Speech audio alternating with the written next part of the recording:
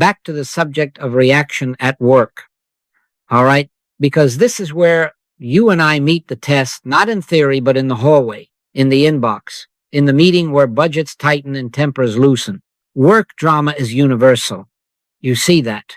But our spirituality is not proved by the eloquence of our arguments within it. Our faith is proved by whether we react to it. Judge not according to the appearance, but judge righteous judgment. That is, do not let the appearance call forth your fear, your anger, or your zeal to fix somebody.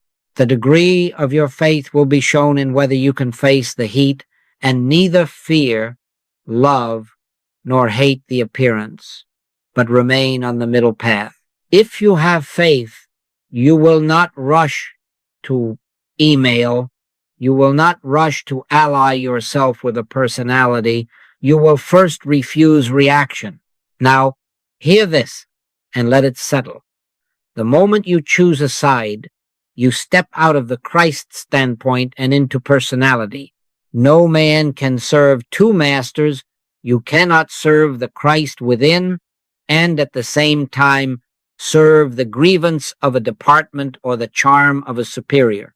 Do you see that? The side that seems righteous will seduce you as surely as the side that seems wrong will provoke you. The Christ has no sides. Christ is the only identity. Your work, then, is not to join a camp, but to abide where there is only one power and one presence, even in the quarrel over timelines or territories. So we lay down our vows at the threshold. Never enter the case humanly. Never desire to change appearances. Never give human advice. Don't try to make one person win and another lose. Don't try to speed up or slow down the story. Be still and know that I am God. You see, the battlefield is not your boss and coworker. The battlefield is the suggestion that you must fear or love or hate one of the players. Refuse all three.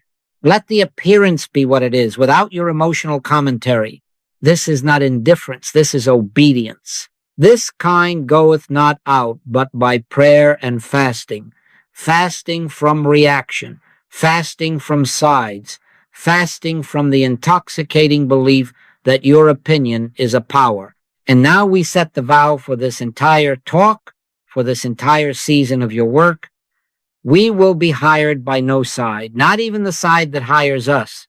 If the one that engaged you wants you to take their grievance as your God, you will gently, silently, lovingly decline. Your allegiance is to spiritual principle, not to personalities, not even to your own. It is I. Be not afraid. In that assurance, stand where you cannot be pushed into heat or pulled into flattery. Stand in the cool center where the Christ waits, where reaction has no root, where the next right word will come when it must, and until it comes, silence will be your only answer. Now, principle over personalities, this is the only safe allegiance. You are not meeting a good side and a bad side. You are witnessing the emergence of spiritual good through the fog of personalities, roles, and historical grievances.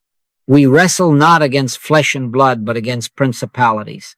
And I tell you, those principalities are not people.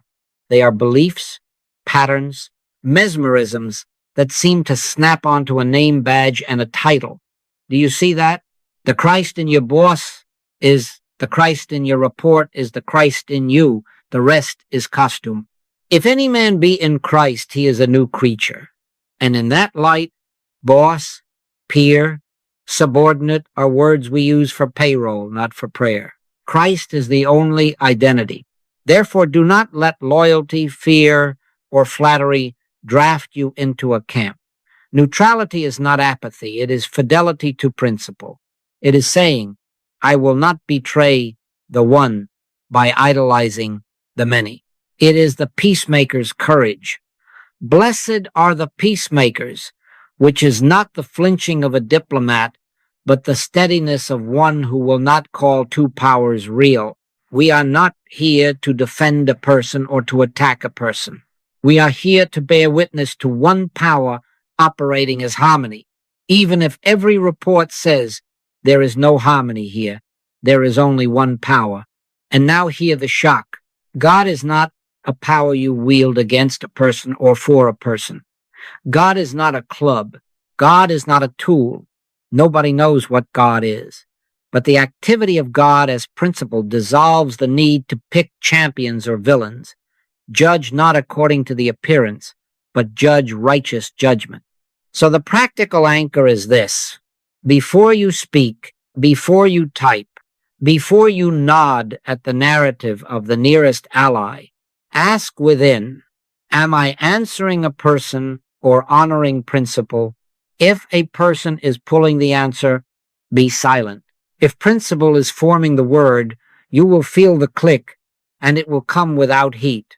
Let your yea be yea, and your nay, nay, not as bravado, but as transparency to the one. Do not be hurried. Do not be charmed. Do not be coerced. If you must lose the approval of both sides to keep the Christ standpoint, lose it. Who is my mother, and who are my brethren? Those who do the will of the Father. That is your only circle. All right? And this means something very simple in the hallways of your life. You will not echo praise to gain safety. You will not amplify blame to gain belonging.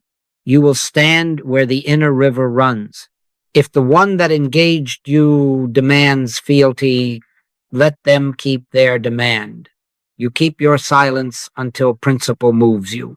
This is the only way to be effective without entanglement, for in that non-reaction and non-allegiance to persons, the Spirit bears witness of itself as harmony, and you, seeing it, can say truly, it is not I, but the Father that doeth the works. Now we come to the practice that makes the rest honest. Silence before strategy. Nobody by taking thought can contact God. Nobody ever will. There must come, even in the midst of your inbox, a split second of silence before you draft, before you defend, before you devise the clever plan. Be still and know that I am God.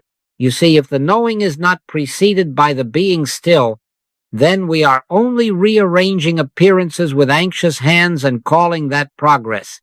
The practice is very simple and very costly to pride. Stop, withdraw the mind's appetite, turn from the screen of persons and positions and sit one breath length behind your brow without a thought, just for a moment, long enough for the inner life to announce itself as presence. Now the shock, and let it jar you loose from old religion. God is not power. You cannot take God and use God as leverage in a meeting. God isn't mind. You cannot outthink a conflict into God. God isn't even soul. Nobody knows what God is. And yet, in the hush, God is felt not as a concept, not as a sensation you can bottle, but as a living stillness that needs none of your arguments, not by might nor by power, but by my Spirit, saith the Lord. When that Spirit stirs, there is a click, a transparency, a quiet rightness uninvolved with personalities and unseduced by outcomes.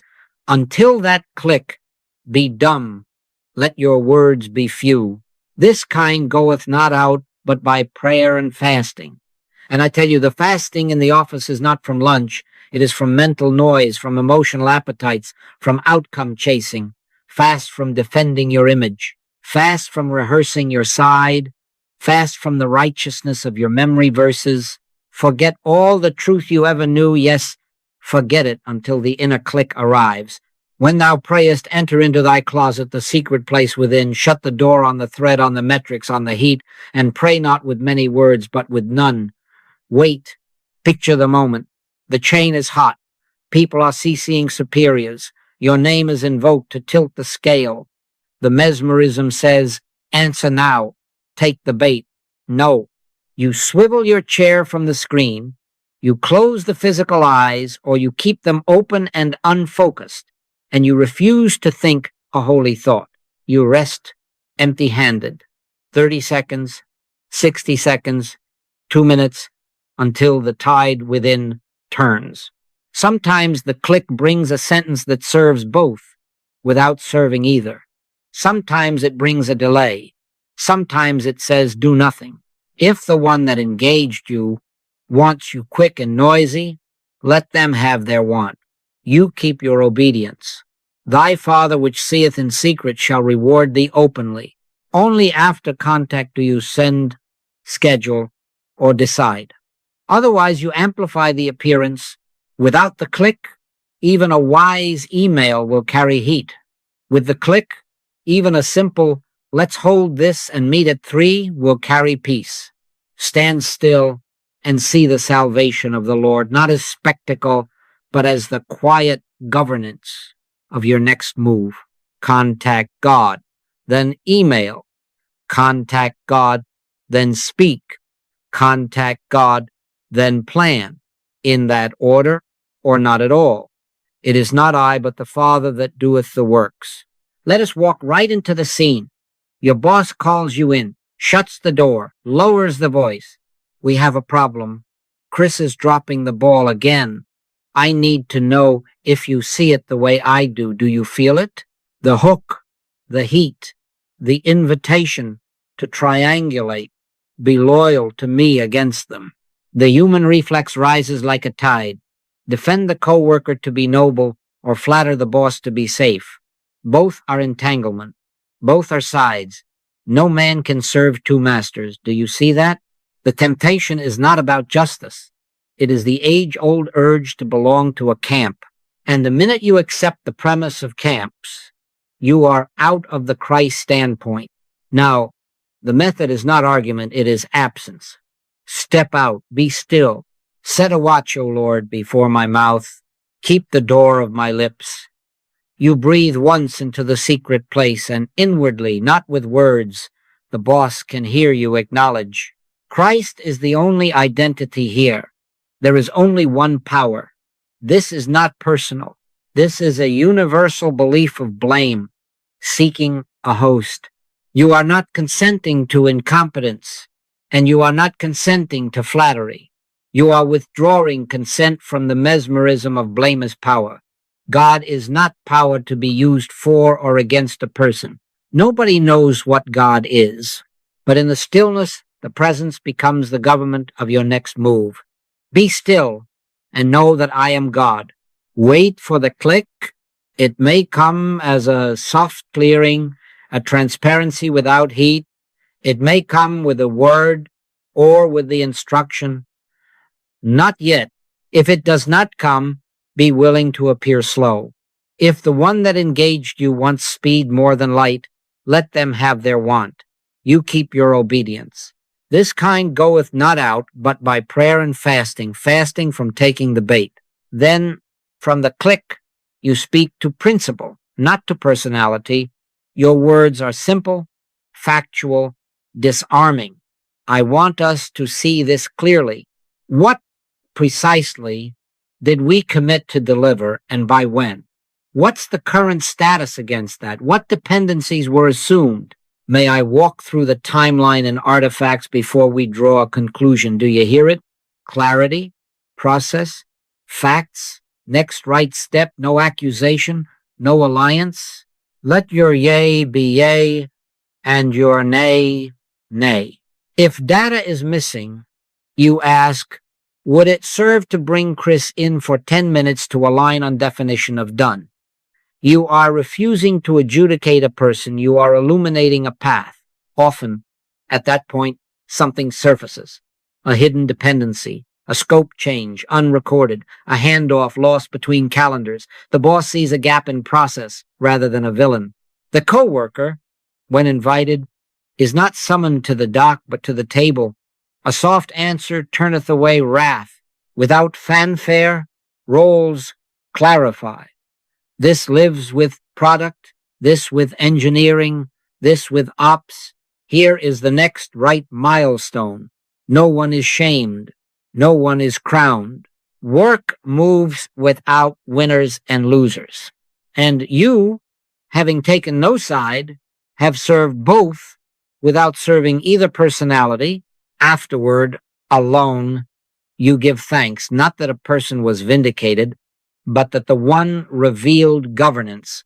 It is not I, but the Father that doeth the works. And if on another day the outcome is a necessary separation or reassignment, you still will not judge by the appearance. Judge not according to the appearance, but judge righteous judgment. The measure of your maturity is not who prevailed. It is that you stood in non-reaction, you honored principle over personalities, and you waited until the click made you transparent to peace. All right, now we step into the wider room. Engineering on one side, marketing on the other. Resources tight, deadlines tighter, and under the table a quiet drumbeat. Make a camp. Can you hear it? A house divided against itself cannot stand. Scarcity whispers, if you don't choose us, you are choosing against us. That is the false god of two powers. You are not hired by engineering or marketing. You are witness to governance, one life expressing through many roles, one supply showing forth in varied channels. There is no private good. The earth is the Lord's and the fullness thereof. Do you see that? If good is private, then someone must lose for you to win. But in spirit, there is only the unfolding of common purpose, each function a rib of the same arc. Do what we have vowed. Be still first. Withdraw from the heat of decks and road maps and speak not a syllable until you have gone inside the closet. In quietness and in confidence shall be your strength.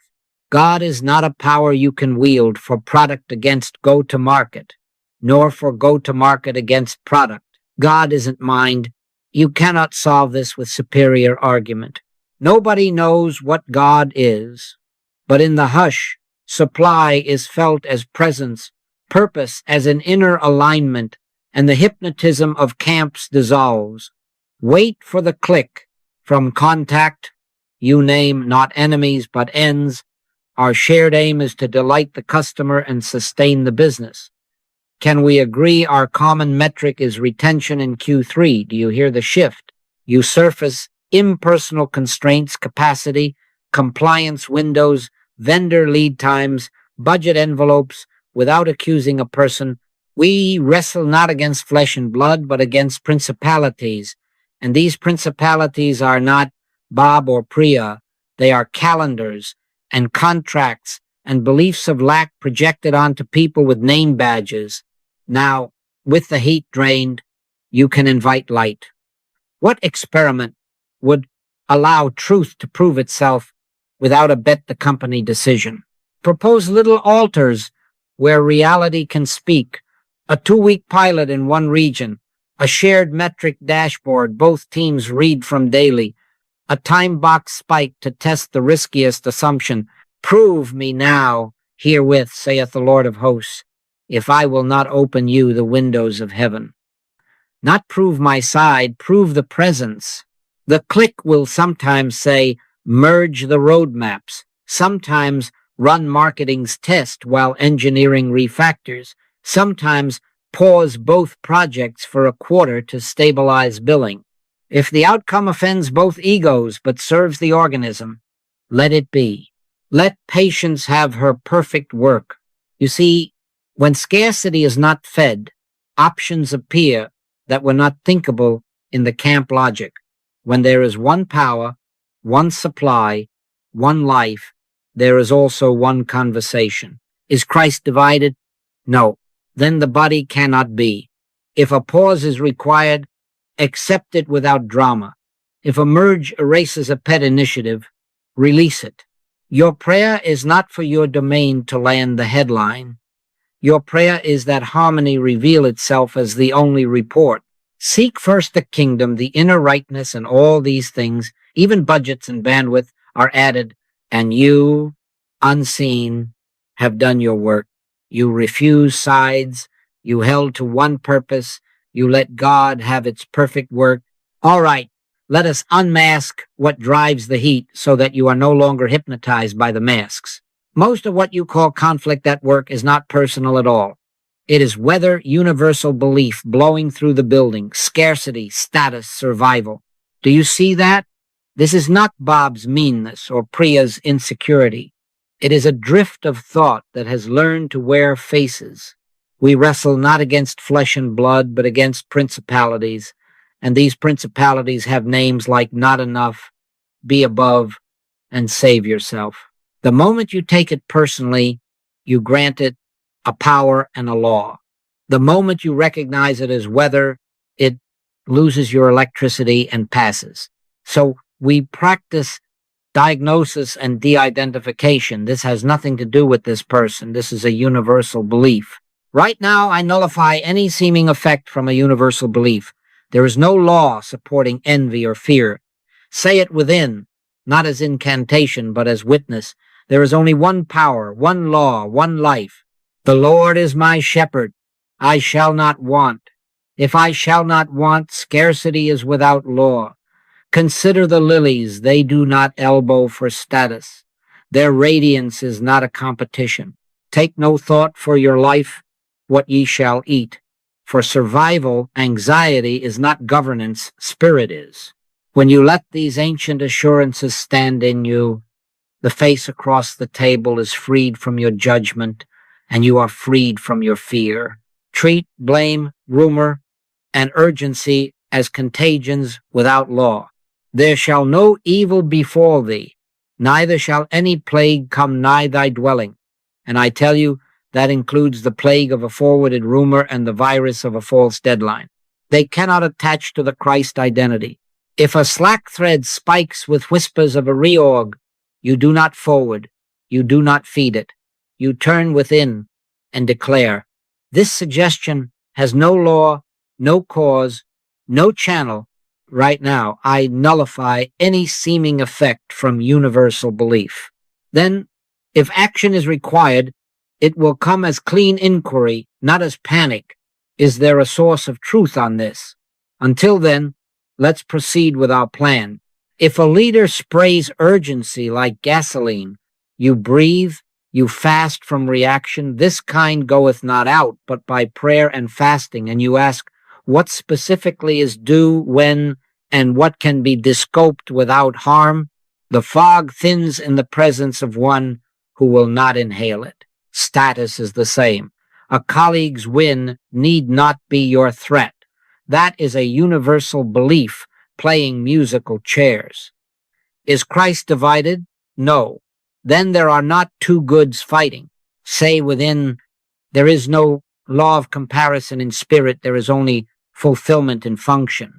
Perfect love casteth out fear, fear of being past, fear of being small, and from that love you can bless without bargaining, correct without condemning, and decline flattery without losing warmth.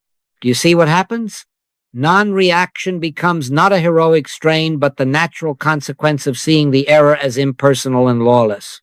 Judge not according to the appearance, but judge righteous judgment. The appearance says, protect yourself, get above, hoard.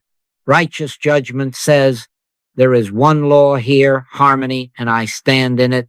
And because you refuse to make a person the seat of error, that person is released from the role you were about to cast them in, and you are released from the fear that made you cast it all. Your hallway becomes weatherproof. You walk through fog without getting wet, and if there is rain, it waters, not wounds, for the one governs. And you, unhired by either side, unmoved by the winds, are free to let the peace do what your pressure never could. Now we come to timing, and I tell you, this is where many of us, having stood in non-reaction for a day, ruin it on the second day by taking the temperature and adjusting the stalks. Don't look at your demonstration day by day. Let patience have her perfect work, that ye may be perfect and entire, wanting nothing. You see, fruit has its own clock. No orchardist tugs an apple into ripeness. Appearances measure in sprints and quarters. Spirit ripens by seasons of inner consent. If you have contacted God, if even once you have felt that click, then leave the sap to run. Stop opening the oven to prove to yourself that the bread is becoming bread. Saul of Tarsus, do you remember him? Struck, blinded, awakened, and then 9 years of obscurity, struggle, and unlearning before he went out. Do you think you and I, after a single quiet, should have the office healed by lunch? No. Projects, reconciliations, promotions mature. They are not microwaved. A day is with the Lord as 1,000 years, and 1,000 years as one day. The time of God is not your calendar. And yet, when you obey, the time of God becomes the only clock that matters. Measure obedience, not velocity. Did you wait until the click? Did you refuse sides? Did you withhold heat? That is your ledger. Let maturity bring to light. Now hear this hard word. If the one who engaged you wants to lose, that is their business. Do not force an outcome to save face. Except the Lord build the house, they labor in vain that build it. If a leader insists on shipping, what you have seen in silence is not ready. You speak your clean, principle-rooted counsel. Then you release. If they must taste the fruit of their haste, let them, and do not gloat. You are not the savior of the timeline. You are a transparency for governance. Often, after the bump, the remembrance of your non-reaction becomes the seed of your authority, and next time they ask you sooner, in due season we shall reap if we faint not. Sometimes, to keep timing sacred, separation is required. A team change, a role shift, even an exit may be the most spiritual act in the room. If harmony can only be achieved through separation, let's have it. Do not cling to a placement to prove your prayers worked. Who is my mother, and who are my brethren? Those who do the will of the Father, those are your people, and sometimes they are in a different department. Go where the inner river says, even if the map calls it sideways. God is not power. You cannot force a field to flower. Nobody knows what God is. But the activity of God is timing. And when it says, not here, not now, you bow, and the later harvest will tell you why. So detach from deadlines as destiny. Honor them without worship. When the heat shouts, now or never, go into the closet and fast from urgency until the click returns. If the click brings delay, bear the scorn without reaction. If it brings speed, move without pride. Keep your eye not on outcomes, but on obedience. Let God have its perfect work, and you will find the strange arithmetic of heaven overtaking the office. Less haste, more fruit, fewer words, steadier progress. And when the report finally arrives, it will read not that you triumphed, but that peace governed. All right, now take this into your pocket for the heat itself, a litany, simple and repeatable, that keeps you from being drafted into the storm. First, the 3B practice. Pause, breathe, silence. Do you see that? Not a sermon, not a scripture recital. Pause. One conscious breath that lifts you 1 inch above the whirlwind. Breathe. Then a split second where you consent to no thought at all. Silence. Be still and know that I am God. In that stillness, you listen for the inner yes or the inner no, and until it speaks, you do not move. Don't react. Don't diagnose the person. Don't explain spiritual truth. Be still. This is not passivity, it is fidelity. You are refusing to lend your electricity to an appearance. Now the email rule. Write, wait, pray. Do you hear the cadence? You may draft the line, but you will not send it hot. Save the words like bread dough that must rise or collapse will follow. Let your words be few. Walk away 30 minutes, an hour, a night if needed. Then enter the closet and forget your case. Nobody by taking thought can contact God. Wait for the click. If peace is not in the body, do not press send. No midnight rebuttals, Nothing good grows in the dark except roots. If the one that engaged you wants speed more than light, let them keep their want. You keep your silence. When the click comes, a sentence often shortens, heat drains, and the Father does the works. A soft answer turneth away wrath. In the meeting, listen without inward argument. This is the discipline. He that hath ears to hear, let him hear. As they speak, do not compose your reply. Do not try the case in your head. Do not side with your favorite. Let the words pass through you like wind through reeds. When your moment comes, ask one principled question that turns the light on without turning a person into a defendant. What outcome are we serving? What is the simplest next verifiable step? What is the agreed definition of done? Then stop. Avoid verdicts. Judge not according to the appearance, but judge righteous judgment, which means illuminate principle and withdraw from personality. Here is the ladder when the heat spikes. Step 1, name the universal belief. This is not Bob. This is scarcity, status, or survival pressure without law. Right now, I nullify any seeming effect from universal belief. There is only one power. Step 2, release theology. God is not power. You cannot use God. God isn't mind, and God isn't even soul. Nobody knows what God is. Forget the truths you parrot. They cannot contact the infinite. Step 3, relinquish personal clinging. Your need to win, to be seen, to be safe. Step 4, enter silence until the click. And if it will not break, then prayer and fasting. Fast from words, fast from images, fast from urgency. Remain until even your rightness dissolves. And know this, Sabbath is anywhere the click can be heard. A minute in a hallway can be temple enough. The Sabbath was made for man, and not man for the Sabbath. Step into a stairwell, a restroom, a parked car, and close the door within. When thou prayest, enter into thy closet. There is no holier ground than the square foot where you refrain. So make a litany of it. Pause, breathe, silence, write, wait, pray, listen. Ask one principal question. Withhold verdict. Name the universal belief. Release theology. Relinquish clinging. Enter silence. If still hot, prayer and fasting.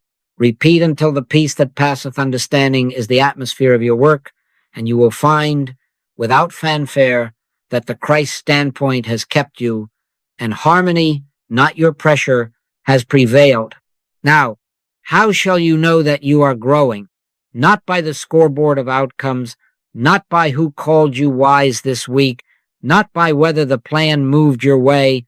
Maturity is the absence of reaction, not the presence of a win for your side. You see, faith is shown by your reaction. We are on the middle path when we neither fear, love, nor hate any appearance. By their fruits ye shall know them, and the fruit is quietness, a steadiness that is not indifference but anchoredness. In quietness and in confidence shall be your strength. When the heat rises and you do not, that is the mark. Beware the counterfeit, righteous indignation masquerading as principle. It sounds holy. It thunders for justice. It quotes policy like scripture. But listen for heat. Heat betrays side-taking. The wrath of man worketh not the righteousness of God. Do you see that? When zeal burns hot, principle has been drafted into a camp. God is not a banner for your march. God is not power to throw against a person. Nobody knows what God is.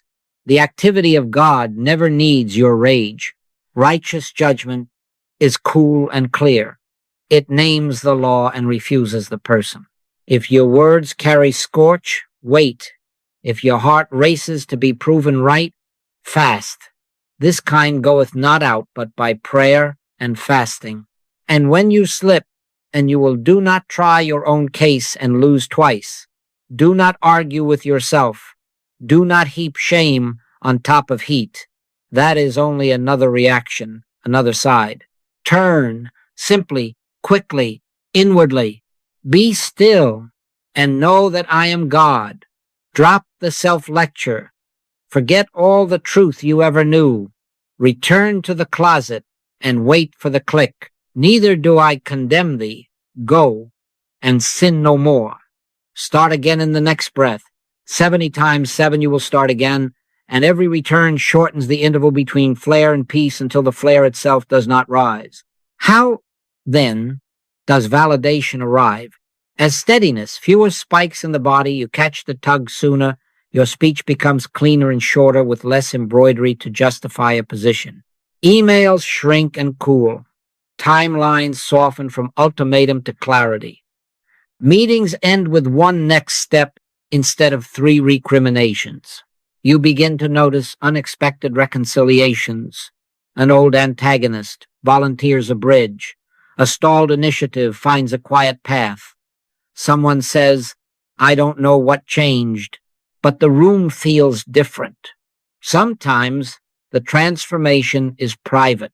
You wake to a thought of yesterday's accusation and discover no residue, no need to replay it. The peace of God, which passeth all understanding, is becoming the atmosphere in which you work. So we do not count victories, we witness transformations. Don't look at your demonstration day by day. Let maturity bring to light. If the one who engaged you wants to lose, that is their business. Your business is obedience to the inner click. Measure nothing but non-reaction and fidelity to principle. Judge not according to the appearance of wins, headlines, or praise, but judge righteous judgment. Was I still? Did I refuse sides? Did I wait until the Father did the works? If so, walk on. The harvest is the Lord's, and it ripens without your scorekeeping. Now we come to the going back, the door opens, the badge taps, the hallways hum, and I say to you with all the love and severity of principle, the moment you choose a side, you step off the middle path. You have left the Christ standpoint. Do you see that? We are not hired by a camp.